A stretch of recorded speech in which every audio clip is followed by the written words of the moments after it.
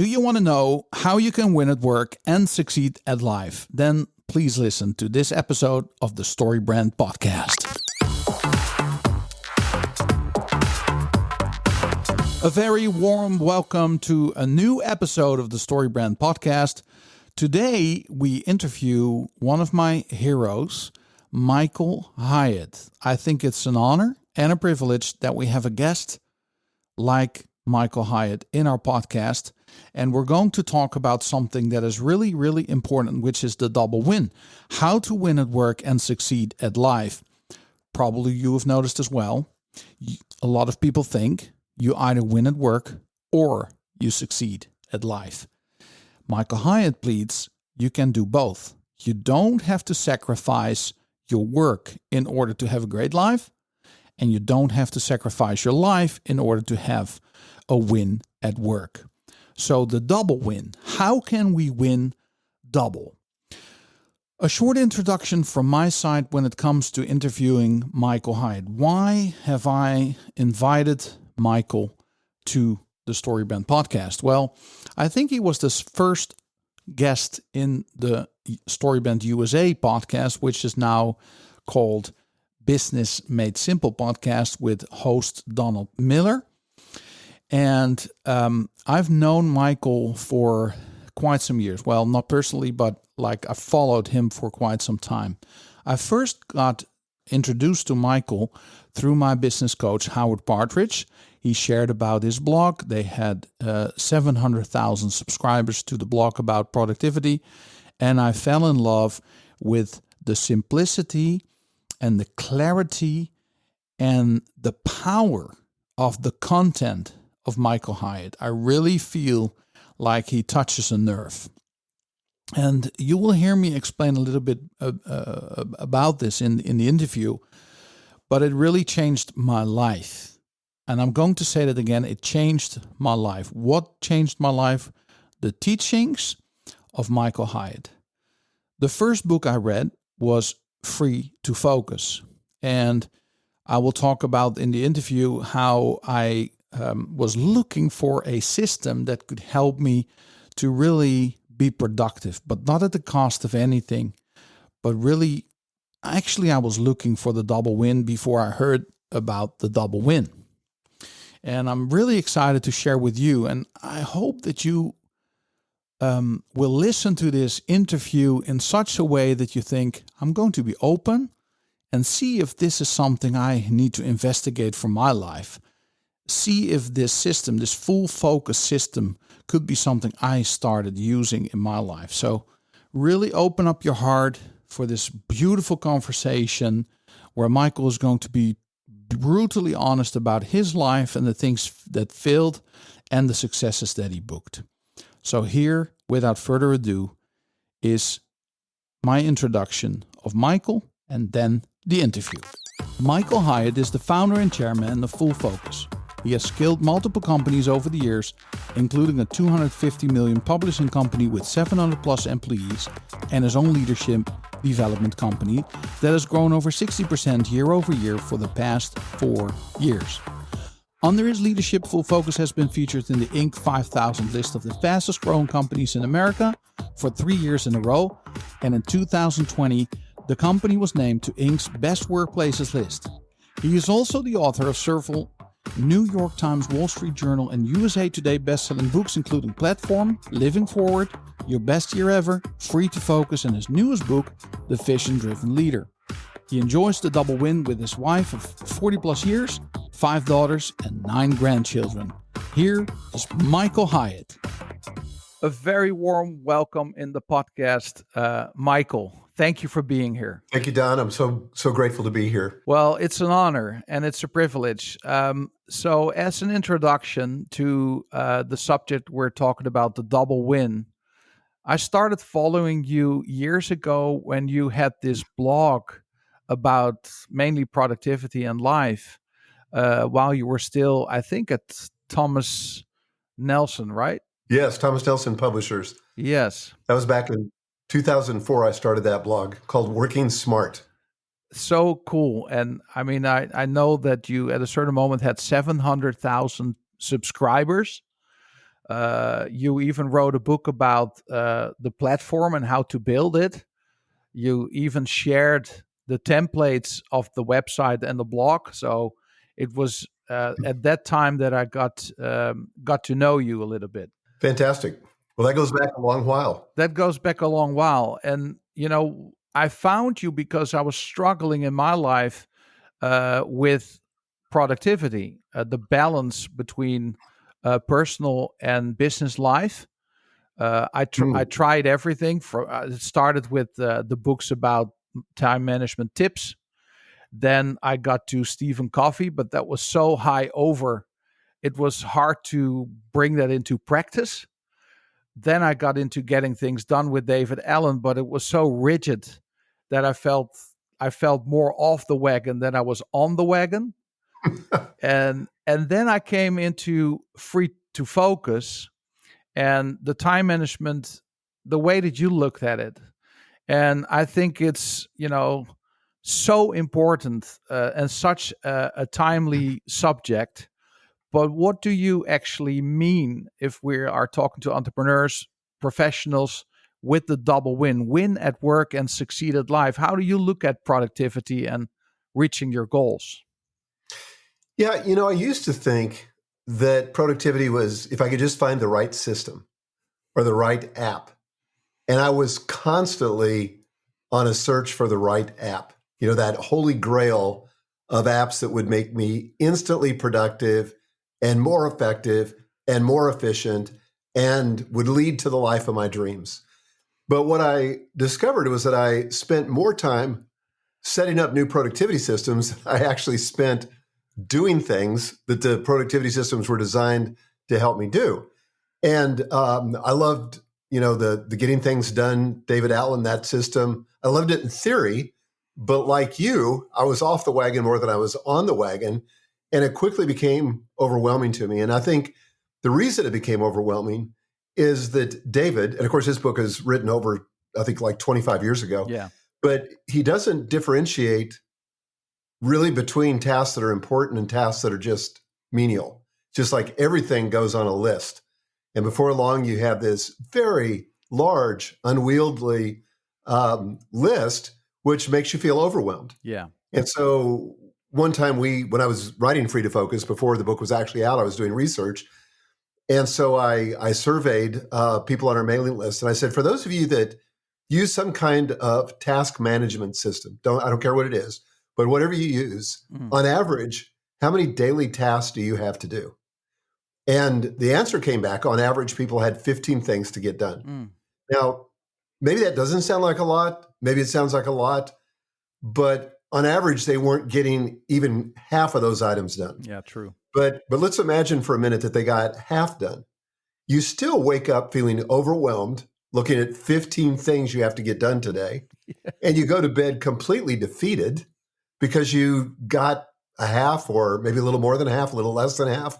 But there's this looming list of things that are still left unchecked. And so that's when I came up with a concept in the book about the daily big three, and just identifying your three most important tasks, because not all tasks are created equal. Some tasks move you forward on your goals and on your projects. Some tasks just kind of don't do anything. They may be busy work. They may be things that need to be done, but they're not really priority things. And so that whole idea of focusing on the few and being able to accomplish more by doing less was, for me, a revolutionary idea at the time. Yeah, and that's what I liked. The first time I read your book, I read it a couple of times, listened to it a couple of times. The first time it made me angry. Really? Well, because you actually say in the book, it's time to become brutally honest with ourselves. Because, that's the thing with productivity. It keeps you in this lie where if you keep 15 things on your plate every day, it's really a miserable way of living, because you will never get to the point where you can say, hey, I had a great day. Exactly. And your point was actually to be honest and say, there's things you have to get off your plate. There's things you have to delete. There's things you have to delegate. There's things you have to defer, and there's things you have to do. And it's based more on the vision for your life, because you obviously can't do everything. Well, that's right. And so goes back to this idea of the double win. Yeah. I was working as hard as I knew how to work.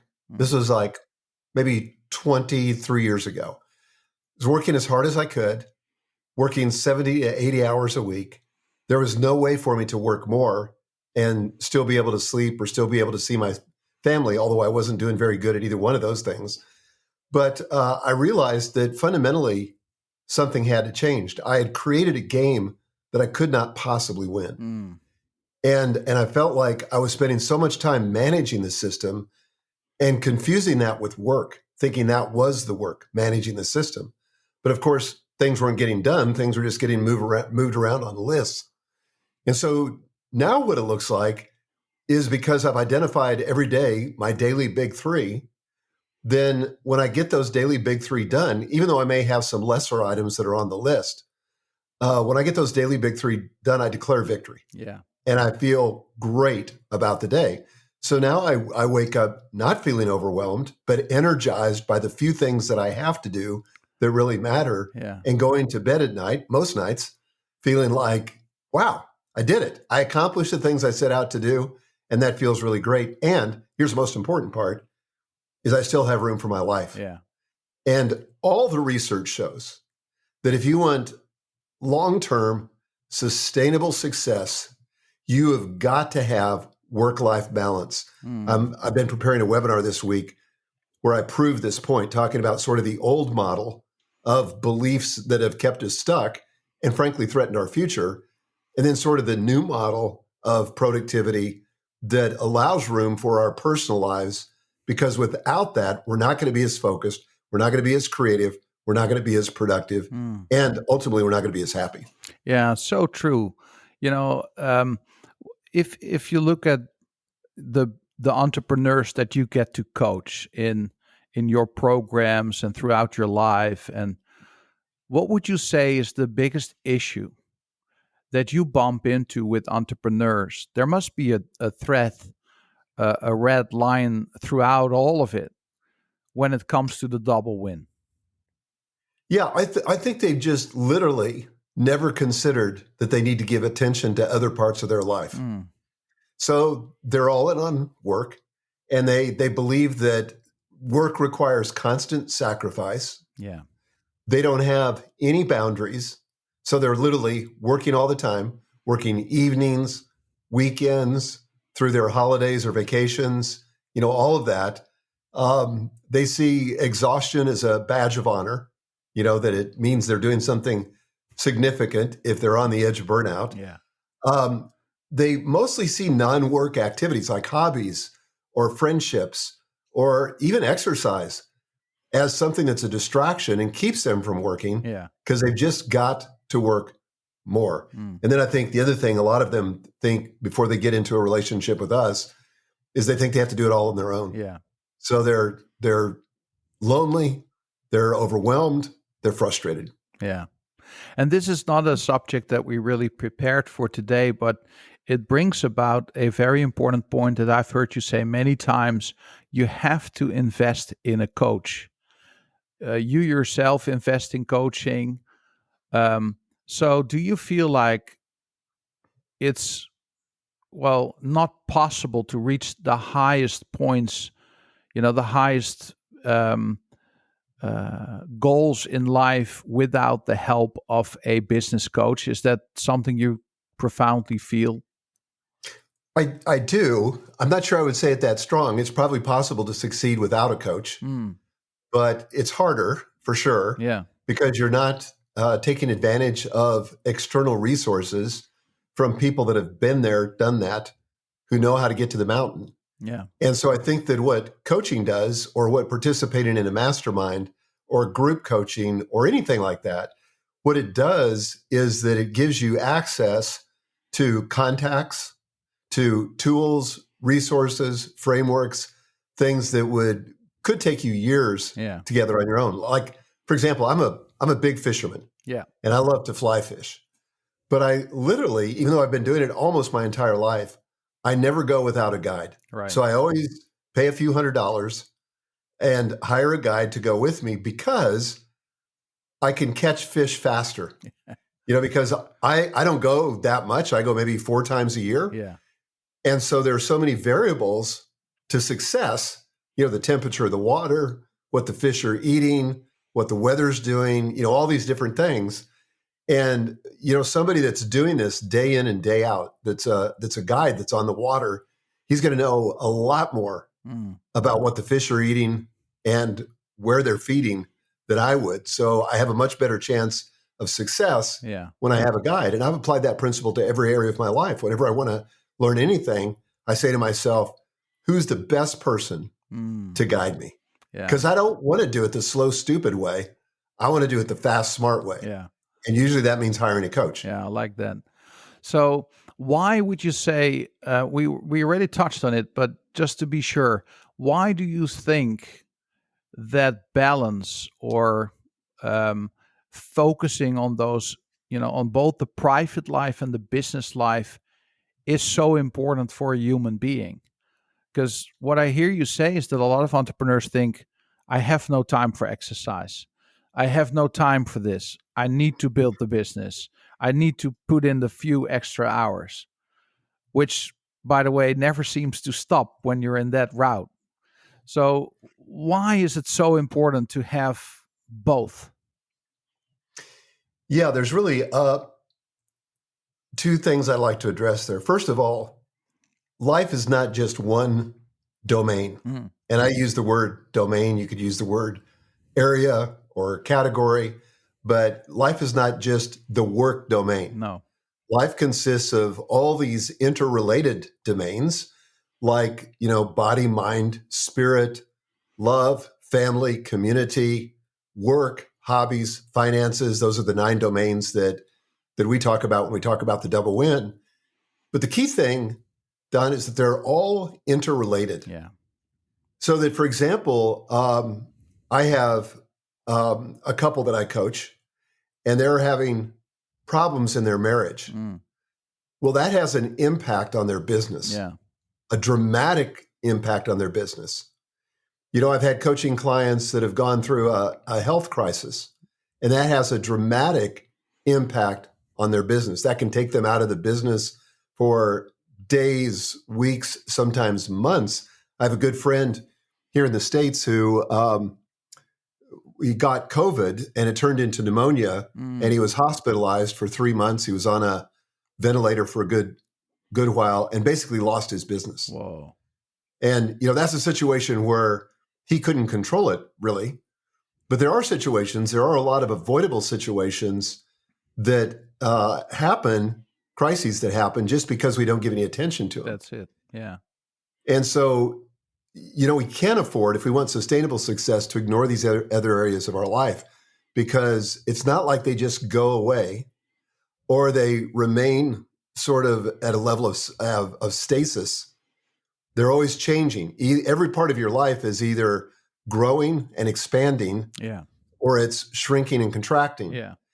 And so if I don't give attention to my marriage, if I don't nurture that, if I don't spend time with my wife, quality time with my wife, then we're going to grow apart. Yeah. And it may not affect me for a week. It may not affect me for 2 weeks or 2 months. Maybe I could get away with it for a year. But eventually, that's going to come around and bite me. And I've had so many entrepreneurs who their spouse tells them, to their surprise, that they want a divorce. And they didn't see it coming. Wow. But to the spouse, it had been brewing for years. But the working spouse, or the spouse that was really completely oblivious to this, had been so focused on their work that they missed the signs. Yeah. Amazing. So you talk in your books about 9 domains, life domains: body, mind, spirit, love, family, community, money, work, and hobbies. Let's dive a little bit into the family aspect, because I've heard you many times say,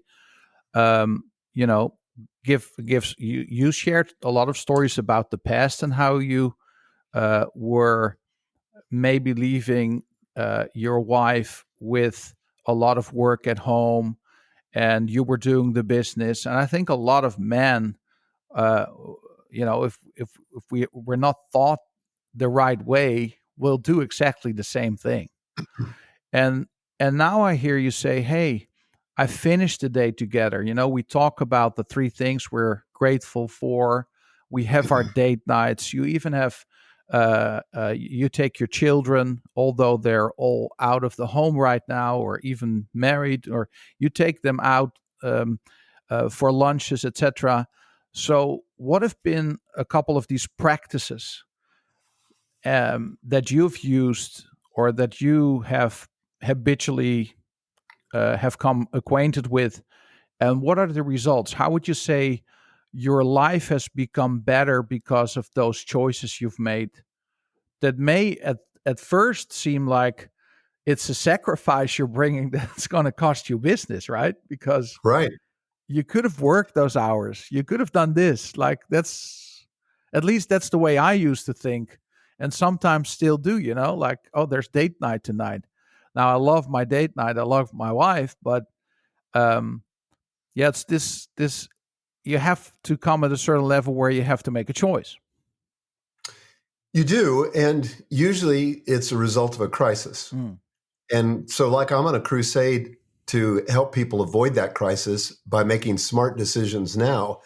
But, my workaholism and my commitment to work almost cost me my wife, my children, and my health, because I was so focused on work and I just expected them to, go through life and fend for themselves. And it wasn't fair. It wasn't fair to my wife. It wasn't fair to my children.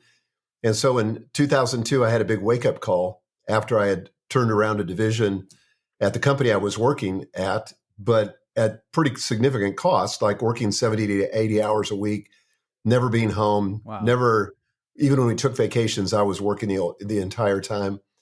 And so my wife finally sat me down in the den after I got this big bonus check, and I was so happy, it just sort of validated all the hard work that I had done. And I thought she would be impressed, and she wasn't impressed at all. And she basically just said, "Look, I got to be honest with you. You're never home. And even when you are, your head's somewhere else. Your head is not in the game."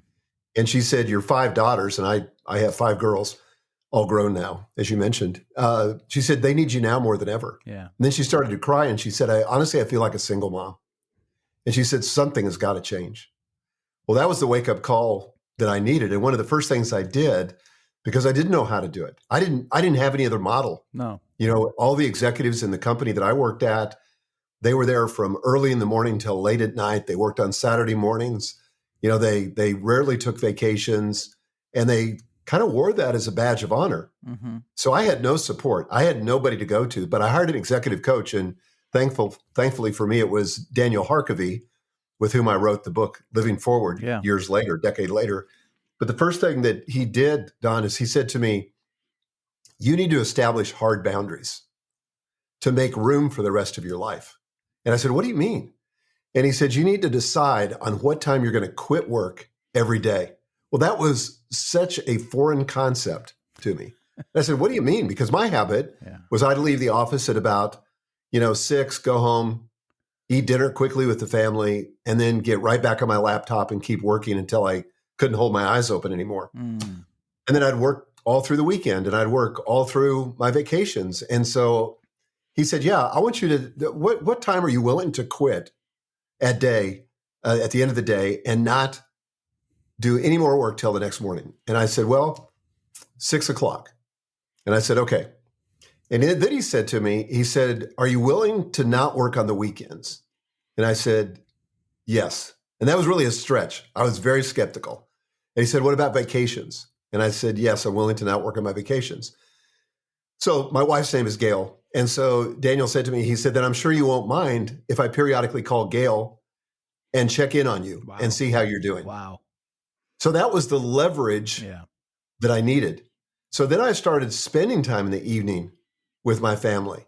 And I think a lot of, maybe this is a man thing, I don't know, maybe it's an American thing, but I think a lot of times, we like spending time at work because the work is measurable. Yeah. The progress is measurable.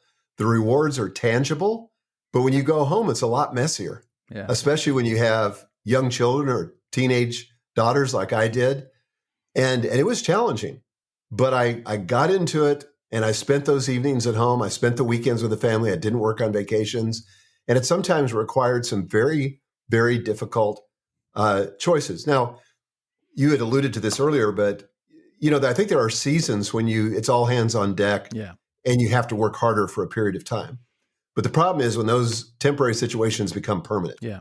And so we go from one extreme to another extreme to another extreme. And before long, it becomes a pattern of behavior. It becomes our lifestyle. Yeah. So I didn't do that, thankfully. But today, thank God, I've been married 46 years. All 5 of my daughters live within 30 minutes of me. Amazing. And all 10 of my grandchildren live within 5 minutes of me. So we're very close family. Wow. But it could have gone a very different direction. Yeah. You finally made a decision, reached, and now you're living a life, I would say, that's an example to many of us. You have created a whole philosophy and system around full focus. You even shifted your name of the company to Full Focus to help people experience the double win. And one of them is the Full Focus Planner. Now, I've used a lot of systems in my life, and I've never really been successful with them. Full Focus Planner, there's one laying here on the table. I'm using it daily for years. The whole team is using the Full Focus Planner. But why is it so important to, because once you wrote the book Full Focus, or Free to Focus, it's an interesting journey. But for entrepreneurs, why do you recommend using a planner, a daily planner? Because it almost seems like too good to be true to have something very simple and then make that impact in a life, right? Yeah, well, I think for 2 reasons. One, we were looking for a tool for our clients to be able to apply our goal achievement methodology and our productivity methodology.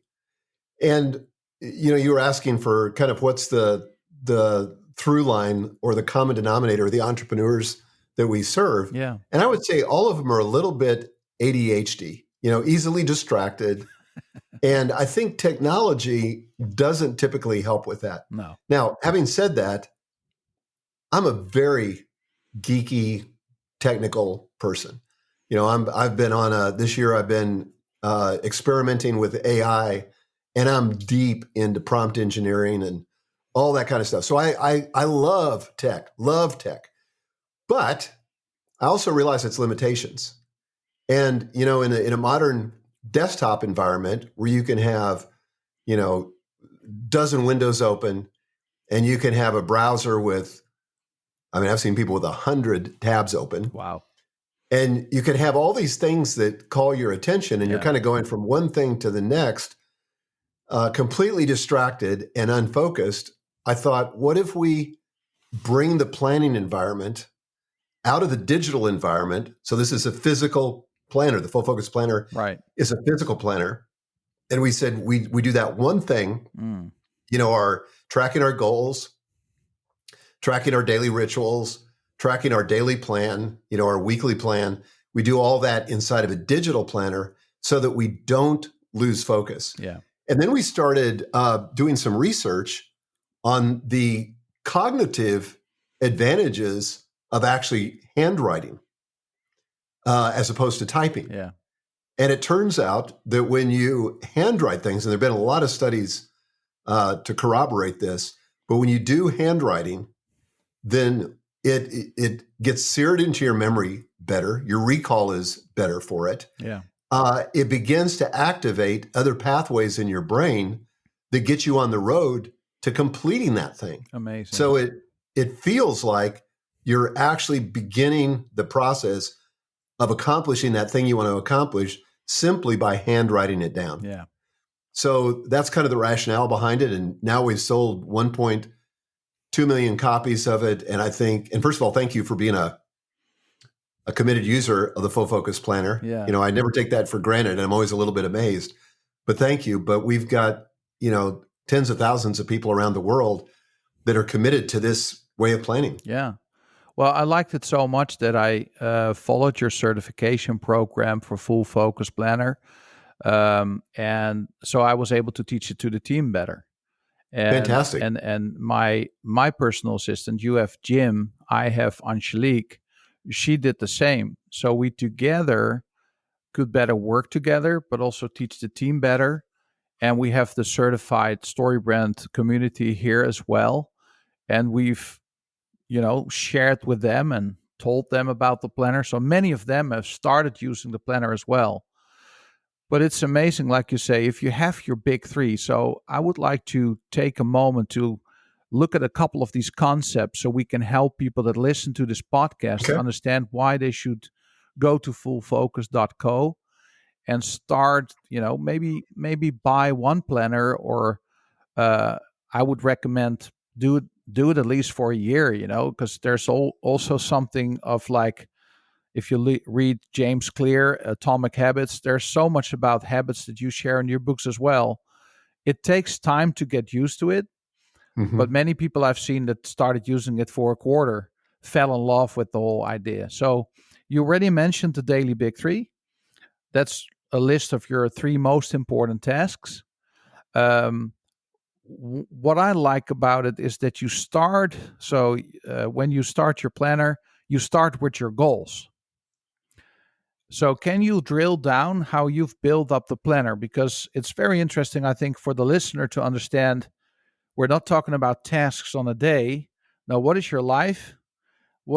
How does your life look like? And all the way down to a daily task. Yeah. So the way that the planner is laid out is a little bit different than we recommend starting. So we encourage people to start with the daily page and just start identifying their daily big three, because that's going to give them the quickest win and the quickest sense of progress. Yes. But from a conceptual standpoint, it really starts with goals, and that's the first part of the planner. So we recommend that on an annual basis, and this is sort of the whole premise of my book, Your Best Year Ever, but that you start with 8 to 10 goals for the year. Yeah. And these aren't just work-related goals. These are a mix of all kinds of goals. And in fact, for people that are just starting, we encourage them to take our free life score assessment. Yeah. And if people, I'm sure you can put this link in the show notes, absolutely. But people can search for this on Google too, just life score assessment. And it's a proprietary test or assessment that we have that helps you self-evaluate on the 9 domains of life, so you can see where there needs to be work and where you're already succeeding and winning at some level. So then you can give attention to those areas of your life. You don't have to give attention to all 9 every year. There are certain things in my life that are, pretty mature and I'm doing well. And so I don't set goals for those areas, but I set goals in the areas where I need some help and need to shore up those areas. So again, 8 to 10 goals per year across all the 9 domains, not every domain, but we want a good mix there. And for rule of thumb, we recommend 2 to 3 goals per quarter. And at least one of those ought to be some personal non-work related goal. Yeah. Now, that's really helpful to get more of a sense of life balance. And we have a very specific format that we recommend that you set the goal up, that you write it in a certain way. We have a framework called the SMARTER framework. Most everybody's heard of the SMART framework. Yeah. But ours is a little bit different. The R in SMARTER stands for risky. And that means that the goal needs to be outside of your comfort zone, because that's where all the magic happens. That's where you begin to grow, and that's where you begin to achieve those dreams, is when it's in the discomfort zone. Then the E stands for exciting. The goal's personally got to be exciting to you, or you're not going to follow through when you start losing motivation. Yeah, so true. And then the final R on SMARTER is it's got to be relevant. It's got to be relevant to your season in life. It's got to be relevant to to your core values, to your other goals, and so forth.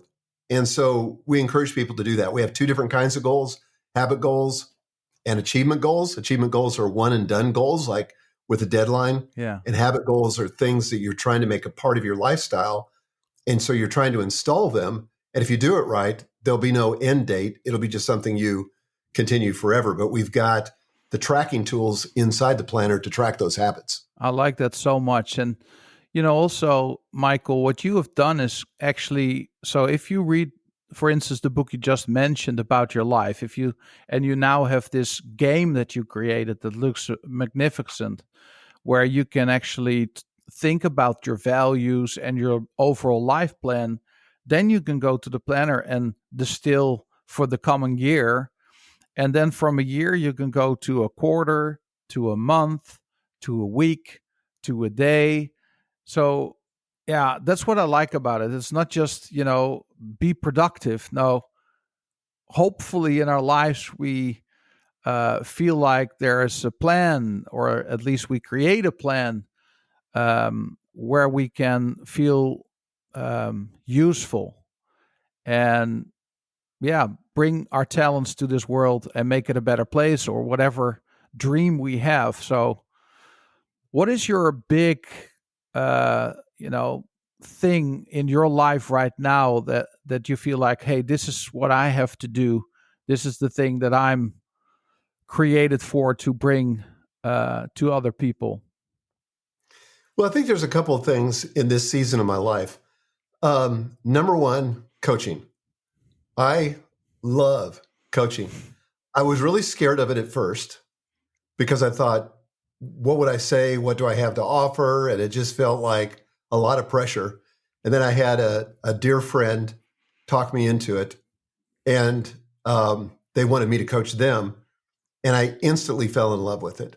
Wow. And now it's my greatest and highest activity. Wow. I love coaching. Tomorrow, for example, from the time we're recording this, is I will spend all day coaching. Wow. And I'll have 6 clients in a row. And so I only have 9 clients total, but then we're launching a new group coaching program that we haven't revealed yet. And the third thing I think that I'm really excited about at this period of my life is re-engaging with a daily writing practice. Wow. And it was actually Don Miller, founder of StoryBrand, that motivated me to do this. Now, I used to have a daily writing practice back when I had my blog and so forth. Yeah. Then I got busy a little more than a decade ago writing books and creating courses and webinars and all the rest. So the daily writing process kind of went away. So now I've re-engaged with that, and I'm launching a brand new newsletter. It's a free newsletter that I'm launching the 23rd of September. So I don't know when this will air, but this may be past that or not. But anyway, it's called Beyond the Hustle. Nice. And it's just going to be me writing. I'm writing almost every day and just kind of thinking about things that will help people get the double win. And then also, I'm kind of going back to my roots and sharing apps and tech tools and other things that I found useful. Yeah. I saw your announcement, and you were asking people to respond if they would like this. And yes, of course, we missed it. It's where it all started. So it's so exciting that you Thank you. made this decision, because I think there's a lot of people that are eager to learn from you. And you share a lot of value in that. So I think we need to, is there a way for people to sign up? Should they just follow you on the socials? How do you want us to tell people about it? Well, how about this? How about if I give it to you after and you can put a link in the show notes? Yes, I love that. So you just mentioned Don Miller. He's a good friend. You both live in Nashville. StoryBrand, that's also something we may share on this podcast. How valuable has StoryBrand as a framework been in building your business? Like, what did it bring you? Huge. I can remember probably, this might have been 2014 or so. Don and I were talking, and he was in the process of developing the StoryBrand model. So he had not written the book, Building a StoryBrand. He had not taught a workshop. He'd not done anything. He just had a sort of a primitive slide deck, and he had learned about sort of the storytelling framework. And he came to our office and he met with our entire team and he walked us through the process. And just even in that sort of Wow. primitive form, it was revolutionary. And so we started writing brand scripts for everything we did, every product launch, every new initiative, and we still do that today. And so, it's super, super helpful. The first thing I did when I thought about launching this newsletter is I created a brand script for it. And so same thing with our new group coaching program. I created a brand script for that because I wanted to be crystal clear on who we serve, what their problems are, what's my role as a guide, or whoever on the team is going to be the guide, what the plan is, what the decision we're calling them to, what a positive outcome looks like, what a negative outcome looks like. So we just walk through all 7 steps. It's just a part of our business, baked into our DNA. It's so powerful. Well, thank you for sharing that. So the new things in your life is coaching. It's a big thing right now.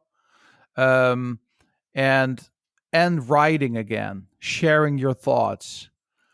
What will be the subjects besides tech that you feel like that are burning in your heart to share with others? Well, despite the fact that I've written as many books as I have, there's so many people that haven't heard this. So much of it will be stuff that I've written on before, but with the added learning and additional research that I've been able to garner since then. So in the very first issue, which I've already written, it's all about the double win and just making the case for the double win. I love it. But I'm going to talk about things like, how do you create a personal mission statement? How do you identify your personal core values? How do you create a life plan? All the way to, different issues of communication and different issues of productivity, like some of the ideas even in the planner, like the ideal week. I've learned some new things about that. Delegation, which is a favorite topic of mine. Yeah. So all the same kinds of topics that I talk about in my books, but different. Yeah. And now you get to do it weekly. Yeah. So, yeah. It's also exciting because once you start sharing, you become a student yourself again as well, right? Yes. I mean, it opens your eyes to all kind of ideas and things like, oh, I could share this. Oh, I need to find out about that. It's good for us to share, right? It is. And I can remember back when I was at Thomas Nelson Publishers and I was the CEO. Yeah. And for a while there, I was writing every day. I was actually not just writing every day, but I was publishing every day. Yeah. And so what that did to me, I kind of compare it to when my wife bought me a really nice camera. And so I was constantly, when I had that camera, we went to Scotland for a vacation. Nice. And it was beautiful. But I had that, she gave me that new camera right before I left. And so I got pretty annoying because I was constantly looking for things to shoot. So I was noticing everything, looking at everything through the lens of the camera, so to speak.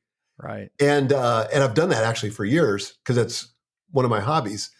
But the same thing was true when I was blogging and writing.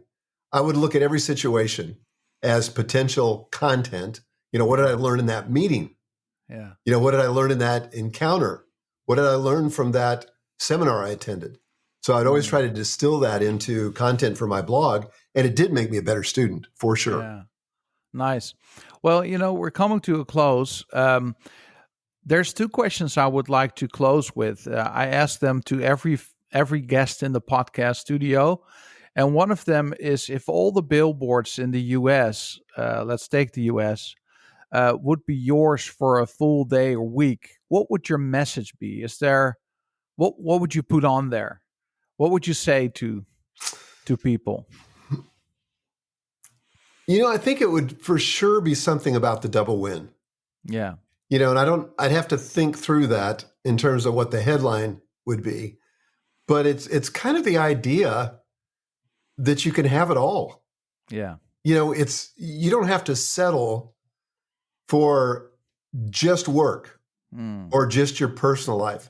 And there's this idea that people are facing this impossible choice where they have to choose between work and their personal life. That if they give any attention to their personal life, they're going to compromise what they could do with their career or what they could do with their business. And I just want to say that's just not true. The best No. science does not support that whatsoever. So I think to convey to people on the billboards that don't settle for this lie that it's one or the other. Yeah, don't settle for a mediocre life, right? We That's can't it. have it all. Yeah. Yep. That's so true. And so that's a big promise in a lot of minds of people, but I love that message. So they have to read your books to find out more about it. And the last question, Michael, um, you have been the president of a large company that brought about a lot of books. You are an author yourself. So is there a book, or maybe probably more than one, that you feel like, hey, I have to share? If you're an entrepreneur, if you're a professional, if you want to get the most out of your life, besides your books that we absolutely will put in the link, what has been an inspiration to you? Maybe not only once, but maybe there's books that you read more than once. Yeah. Well, there's so many, but let me just rattle off a few. Yeah. So Stephen Covey's book, The 7 Habits of Highly Successful People, is a mainstay. I've read it several times and I keep coming back to it. And the wisdom there is timeless. Yeah. I think also The Daily Stoic Yeah. and The Obstacle is the Way. Yeah. Those are really good about reframing adversity. Ryan Holiday. Yeah. Very good. He's coming to the Netherlands, by the way. I've bought tickets. Yeah. Oh, good. Good. Yeah. I'm glad to hear that. I enjoy his stuff very much. There are a couple books by Dan Sullivan, who's been my coach for years, that I really like. Who Not How. Yeah. And 10X is Easier Than 2X. Oh, wow. Those two books, for me, were game changers. I've heard you mention this before in this episode, actually, in this podcast, where you say you just referred to it. Every time in every area of your life, you ask the question, who can help me? Yeah. So that's something that you got from that first book you mentioned from Dan Sullivan? I did. And I got it from being in Dan's coaching program. But I was just talking to my team yesterday. They were trying to figure out how to solve a problem. And it was really a conundrum. And it was a technical problem. And I said, look, guys, you don't need to know how. You need to find a who. Somebody out there has figured this out, and you're going to waste a ton of time trying to figure it out yourself when you could just hire somebody that's already got this done. I love it. Well, thank you for sharing. We'll put all the links to these books in the link as well. And of course, we will share people that you're going to write again, and now in a weekly manner. So let's subscribe. Thank you. I found the link, by the way. Oh, you did? Oh, yeah, cool. It's just fullfocus.co/beyond the hustle. Beyond the Hustle. We'll put it in the show notes, Michael. Well, thank you for being our guest. Well, we'll keep following you, and we wish you all the best in this season of your life. Thank you so much. I hope you enjoyed this interview, and we really talked about, why it's so important to win at work and succeed at life. We talked about the 9 life domains: body, mind, spirit, love, family, community, money, work, and hobbies. And that we see a lot of entrepreneurs excel in 1 or 2, but not in 9. And I loved asking this question, is it even possible? And yes, Michael says, it's possible. You don't have to sacrifice. You can live a balanced life. This whole philosophy and this whole system around full focus to help people experience the double win, we talked about that. We talked about the full focus planner. If there's one thing I can admonish you to do after listening or watching this podcast, I would love for you to buy one of his books, start reading it, or go to his website, fullfocus.co, and download some of his stuff, or even buy one of his planners and start using it. I mean, the struggle is so real. And he's been really honest about his struggle and how he overcame it. And that wisdom is out there. You don't have to search for it. You don't have to reinvent the wheel. There's people like Michael Hyatt who has found an answer to a life's problem, started a business, and then in this business creates products and services that you and I can use to have that double win, to win at work and succeed at life. Thank you for listening to the StoryBrand podcast, and see you next week.